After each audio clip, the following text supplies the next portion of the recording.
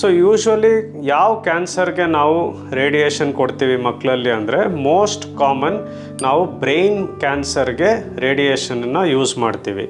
Brain ಕ್ಯಾನ್ಸರಲ್ಲೂ ಹಲವಾರು type brain cancers ಇರುತ್ತೆ. ಅದರಲ್ಲಿ ಕಾಮನ್ ಆಗಿ ಗ್ಲಯೋಮಾ ಅಂತ ಹೇಳ್ತೀವಿ, ಮೆಡುಲೋಬ್ಲಾಸ್ಟೋಮಾ ಅಂತ ಇನ್ನೊಂದು ಕ್ಯಾನ್ಸರು. ಈ ಥರ ಗ್ಲಯೋಮಾ ಮೆಡುಲೋಬ್ಲಾಸ್ಟೋಮಾಸ್ಗೆ ರೇಡಿಯೇಷನ್ ಮೂಲಕ ಪೂರ್ತಿ ವಾಸಿ ಮಾಡೋ ಚಾನ್ಸಸ್ ಚೆನ್ನಾಗಿರುತ್ತೆ.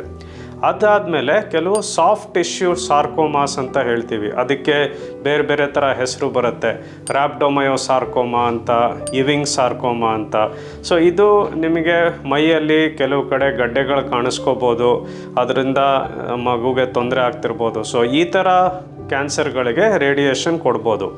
ಇನ್ನು ಕೆಲವು ಕ್ಯಾನ್ಸರ್ಗಳಿದೆ, ಅದು ಹೊಟ್ಟೆಯಲ್ಲಿ ಬರೋ ಚಾನ್ಸಸ್ ಇರುತ್ತೆ. ಅದು ಸಣ್ಣ ಮಕ್ಕಳಲ್ಲಿ ಹುಟ್ಟಿ ಕೆಲವೇ ತಿಂಗಳಾದಾಗ ಅಥವಾ ಕೆಲವು ವರ್ಷದಲ್ಲೇ ಕಾಣಿಸ್ಕೊಳ್ಳುತ್ತೆ. ವಿಲ್ಮ್ಸ್ ಟ್ಯೂಮರ್ ಅಂತ ಕಿಡ್ನಿದು ಒಂದು ಟ್ಯೂಮರ್ ಕ್ಯಾನ್ಸರ್ ಇದೆ. ನ್ಯೂರೋಬ್ಲಾಸ್ಟೋಮಾ ಅಂತ ಹೊಟ್ಟೆಲಿ ಒಂದು ಕ್ಯಾನ್ಸರ್ ಬರುತ್ತೆ. ಆಮೇಲೆ ಲಿಂಫೋಮಾ ಅಂತ ಇನ್ನೊಂದು ಕಾಯಿಲೆ ಇದೆ. ಲಿಂಫೋಮಾ ಅಂದರೆ ಮೈಯಲ್ಲಿ ಗಡ್ಡೆಗಳು ಕಾಣಿಸ್ಕೋಬೋದು. ಸೊ ಈ ಥರ ಕೆಲವು ಕ್ಯಾನ್ಸರಲ್ಲೂ ಕೂಡ ರೇಡಿಯೇಷನನ್ನು ನಾವು ಉಪಯೋಗಿಸ್ತೀವಿ ವಾಸಿ ಮಾಡೋಕ್ಕೆ.